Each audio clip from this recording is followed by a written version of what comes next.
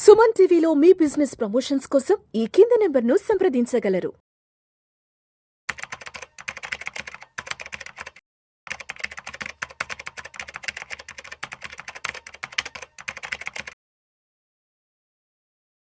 నమస్తే, నేను జీవి సత్యనారాయణ. ఈ వీడియోలో ఈ ఎపిసోడ్లో ట్రంప్ ఏవైతే చర్యలు తీసుకున్నారో మన దేశానికి ఎంత లాభం, అమెరికాకి ఏంటి అనేది చూద్దాం. ఈ సుంకాలు టారిఫ్లతోటి ఎప్పుడైతే ట్రంప్ గారు అనౌన్స్ చేయడం జరిగిందో 2వ తారీఖు నైటు, అంటే 3వ తారీఖు నుంచి మన మార్కెట్లు అనుకోండి, షేర్ మార్కెట్ అనుకోండి, గోల్డ్ మార్కెట్లు అనుకోండి, అన్నీ ఫాలో అవడం జరిగింది. మనమే కాదు, 180 దేశాలులోకి అన్నిటికీ ఏ ఒక్కటి వదిలిపెట్టకుండా, చిన్న చితక లేదు, పెద్దది లేదు, మిత్రత్వం లేదు, అంటే ఎలా ఉన్నా ఏమున్నా అన్ని దేశాలకి సుంకాలు టారిఫ్లు వేయటం వలన ఏం జరగబోతుంది అనే దాని మీద మామూలు కామన్ మ్యాన్కి కూడా అర్థమవుతుంది. అది అనేది ఏంటిదో చూద్దాము. అలా కాకుండా పెద్ద పెద్ద వాళ్ళు ఎవరెవరు ఏమన్నారో కూడా చూద్దాము. అయితే ఈ సుంకాలు టారిఫ్ల వల్ల మనకంటే కూడా వాళ్ళకు కూడా మైనస్ పాయింట్లు ఎలా అమెరికాకి ఈ జీడిపి మీద 0.3 ప్రభావం మైనస్ ఉంటుంది, -0.3 ప్రభావం ఉంటుందని, ఈ ఆర్థిక మాంద్యం ఏర్పడొచ్చని బహుళ జాతి అమెరికా ఏదైతే జేపీ మోర్గాన్ వాళ్ళు అంటే వాళ్ళు ఫైనాన్షియల్ సెక్టారు వాళ్ళు ఒక అంచనా వేయటం జరిగింది. జేపీ మోర్గాన్ వాళ్ళు అమెరికా ఎకానమీ స్లో డౌన్ అవుతుంది, 0.3% మైనస్ అవుతుంది అనేది.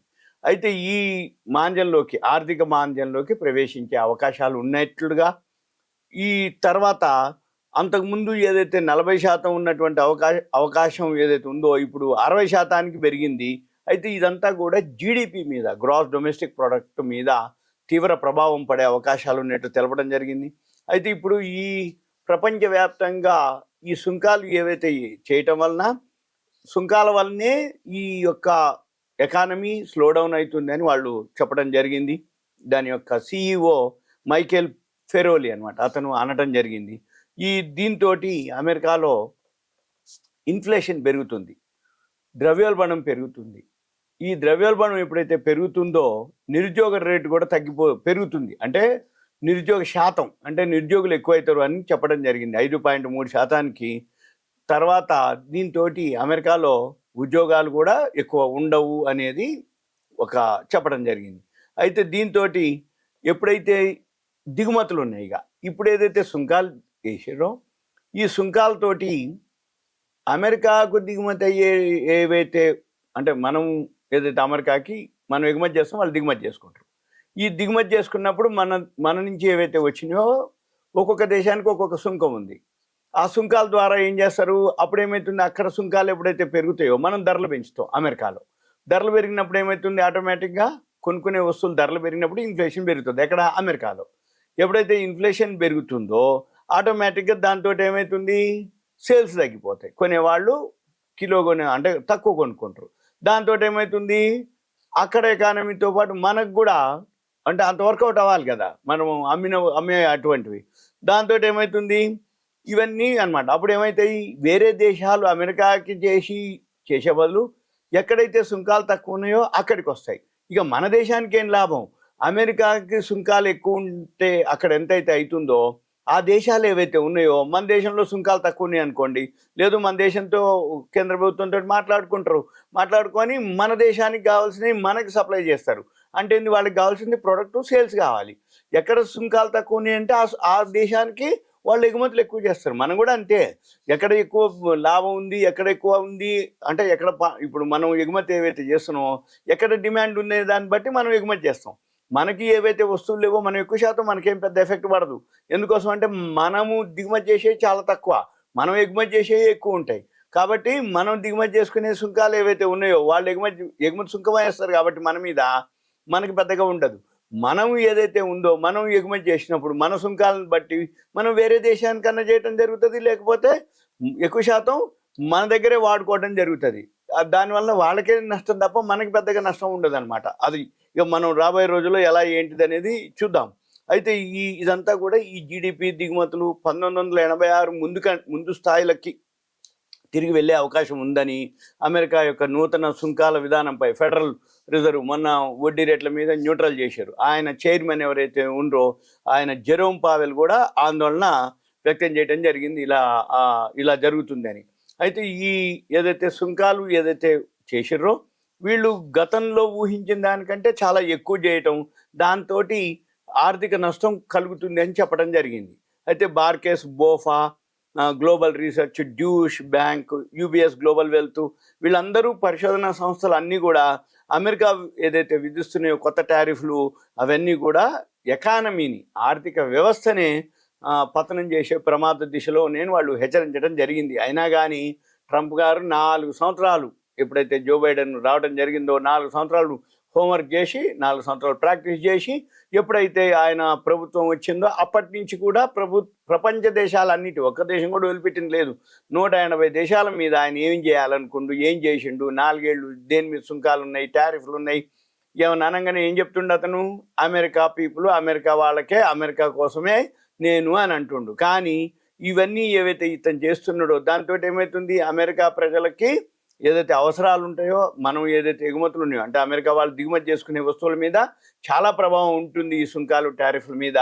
వాటితో ఏమవుతుంది, అక్కడ ఇన్ఫ్లేషను, నిరుద్యోగం పెరగటం, ఉద్యోగాలు దొరకకపోవటం, రూపాయి అంటే డాలరు ఎలా అనేది ఇక తర్వాత చూడాలి మనం. అయితే దీంతో పాటు ఈ ప్రపంచ దేశాల మీద ఏవైతే సుంకాలు ఉన్నాయో ఈ మిగతా దేశాలన్నీ కూడా ఆల్రెడీ అక్కడ కోర్టులో ఫైల్ చేయడం జరిగింది. దీని మీద కాదు, అంతకుముందే ఈయన చేసే చర్చల మీద వాటి మీద. అయితే ఈ టారిఫ్లు వీటి మీద ఇప్పుడు మనకి భారత్ వచ్చేటప్పటికి 27%, వియత్నాంకి 46%. అంటే దేశాన్ని బట్టి, చిన్నది పెద్దది కాదు, ఆ దేశాన్ని బట్టి ఆయన అనడం ఏంది, రెసిప్రోకల్ అంటే ఏంది, మా దేశం నుంచి ఏవైతే మీ దేశానికి వస్తాయో మీరు ఎంతైతే సుంకం వేస్తారో మేము కూడా అంతే సుంకం వేస్తాం, మీరెంతో మేమంతే, మీరు తక్కువ వేస్తే మేము తక్కువ, మా దేశానికి మేలు చేసేటటువంటి మీరు ఏదైనా పనులు చేస్తే అప్పుడు నేను ఆలోచిస్తా అనటం జరిగింది. అయితే మన ఇండియాకి ఫార్మా వరకు ఎగ్జిబిషన్ అని అన్నాడు, మళ్ళీ తర్వాత ఫార్మా కూడా వదిలిపెట్టేది లేదు అన్నాడు. టెక్స్టైల్ ఉంది, అవి వాటికి కూడా ఏదో ఎగ్జిబిషన్ అన్నారు.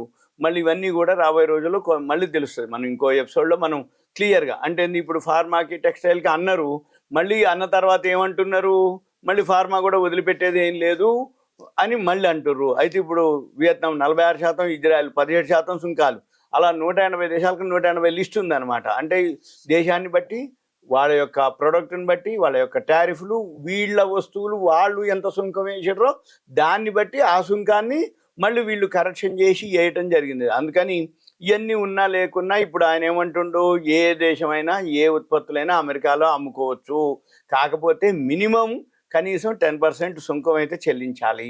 అయితే ఇప్పుడు మళ్ళీ మనం ఆలోచించాలి, ఇప్పుడు మనది ఏదైతే ఉందో సుంకం 27% అన్నారు మనకి. ఈ 27%లో ఆల్రెడీ ఎంతో కొంత ఉంది, ఇప్పుడు పెరిగింది అనేది చూసుకోవాలి మనం. ఆ పెరిగింది వర్కౌట్ అయిద్దా లేదా, వర్కౌట్ అయింది అంటే దాని మందం చూసుకొని మళ్ళీ మనము ప్లాన్ చేసుకొని చేస్తారు అన్నట్టు. ఎవరైతే ఎక్స్పోర్టర్స్ ఉంటారో, ఇంపోర్టర్స్ ఉంటారో, ఆ ఎక్స్పోర్టర్స్ ఇంపోర్టర్స్ ఏం చేస్తారు, ఈ సుంకము అంతకుముందుకి ఇప్పటికీ డిఫరెన్స్ ఎంత, అంతకుముందు పడేదానికి ఇప్పుడు ఈ సుంకానికి డిఫరెన్స్ తోటి మనకి ఎంత లాభమా, ఎంత నష్టమా, ఎంత ఖర్చు వస్తుందో దాన్ని బట్టి వాళ్ళు మళ్ళీ ఏం చేయాలి, వాళ్ళు ఎక్స్పోర్ట్ చేయటమా, ఇంపోర్ట్ చేసుకోవాలి. అయితే ఇప్పుడు అనటం ఏంటంటే కనీసం 10% అయితే మినిమం సుంకం చెల్లించాలి, మిగతా 17% ఏదైతే ఉందో అంటే మన దగ్గరికి వచ్చేటప్పటికి ఏప్రిల్ 10 నుంచి విధించనున్నట్లు చెప్పడం జరిగింది. దీంతో స్టాక్ మార్కెట్లు కుదేలవటం జరిగింది. మనమే కాదు, వరల్డ్ ఏషియన్ లేదు, యూరోపియన్ లేదు, అమెరికా మార్కెట్లు కూడా పడటం జరిగింది. ఇవన్నీ కూడా మళ్ళీ ఎక్కడో ఒక దగ్గర మళ్ళీ బౌన్స్ బ్యాక్ అవుతాయి. ఒక విధంగా చూస్తే మనం అమెరికాకి ఎక్స్పోర్ట్ అయ్యే దేశాలు ఉన్నాయి, అయితే సుంకాలు అక్కడ ఎక్కువ ఉన్నాయి అనుకోండి, మనకు సుంకాలు తక్కువ ఉన్నాయి అనుకోండి, మన కాడ ఇంకా సేల్స్ ఎక్కువ ఉంటుంది. అమెరికా జనాభా కంటే మన దేశ జనాభా ఎక్కువ కాబట్టి మన కాడకి అంటే ఆ మిత్రత్వంతో మళ్ళీ మనకి దిగుమతి అయితే, కాకపోతే ఇంకో రూపంలో మనం ఎక్స్పోర్ట్సా ఇంపోర్ట్సా ఈ సుంకాల మీద మనకి రేట్లు అయితే తగ్గే అవకాశాలు కూడా ఉంటాయి. ఎందుకంటే మనకి వేరే దేశాలు, అమెరికాకు పంపించే దేశాలు అమెరికా పంపించకుండా మనకు పంపుతాయి. మీకు ఉదాహరణకి రష్యా ఉక్రెయిన్ వార్ వచ్చింది, రష్యా వాళ్ళు మనకి క్రూడ్ ఆయిల్ని డిస్కౌంట్లో ఇచ్చారు. మన కరోనా టైంలో ఓపెక్ వాళ్ళు, గల్ఫ్ కంట్రీస్ వాళ్ళు క్రూడ్ ఆయిల్ మనకి డిస్కౌంట్లో ఇచ్చారు, మైనస్లో పోయింది అప్పుడు మార్కెటే. అంటే అప్పుడు ఎకానమీ పోతుందని చెప్పేసి క్రూడ్ ఆయిల్ మనకి తక్కువకి ఇచ్చారు. అంటే ఏంది, ఏదో ఒక రూపంలో ఇండియాకి బెనిఫిటే. కరోనా టైంలో ఇండియా బెనిఫిట్ పొందింది, రష్యా ఉక్రెయిన్ టైంలో ఇండియా బెనిఫిట్ పొందింది, ఇజ్రాయెల్ గాజా టైంలో కూడా మన ఇండియానే బెనిఫిట్ పొందింది. అంటే ఏంది, ఏ విధంగా ఏం జరిగినా తర్వాత పరిణామంలో ప్రభావంలో మన దేశం కొంచెం ఏ విధంగా చూసినా లాభపడింది. ఎందుకంటే ఆ టైంలో క్రూడ్ ఆయిల్ బాగా పడిపోవటం, ఈ క్రూడ్ ఆయిల్ బాగా తగ్గిపోయేటప్పటికి మనకి ఆ దేశాల వాళ్ళు మనకి ఇవ్వటం ఏంటి డిస్కౌంట్లో, ఇది అనమాట. అయితే ఇప్పుడు ఈ ప్రభావం మనం ఎంతవరకు ఏంటిది అనేది రాబోయే రోజుల్లో తెలుస్తుంది. ఇప్పుడు మనం ఫార్మా మనమే కాబట్టి ఫార్మాకి ఇప్పుడు లేదు అంటుండు, మళ్ళీ చేస్తామని అంటుండు. అది ఏదైతే ఉందో దేశానికి మేలు చేసేది ఏదైనా నేను చూస్తాను అని అంటుండు. చూద్దాం ఇంకో కొన్నాళ్ళలో ఇంకో వెబ్సైట్. ఇంకా మీకు ఏదైనా డౌట్స్ ఉన్నాయంటే దయచేసి కాల్ చేయొద్దు. మీ పేరు, ఏరియా, వాట్సాప్ మెసేజ్ పెట్టి కంటెంట్ మెసేజ్ పెడితే నేను వీలు చూసుకొని డిస్కస్ చేయడానికి వీలవుతుంది. ఓకే, థ్యాంక్ యూ, సెలవు.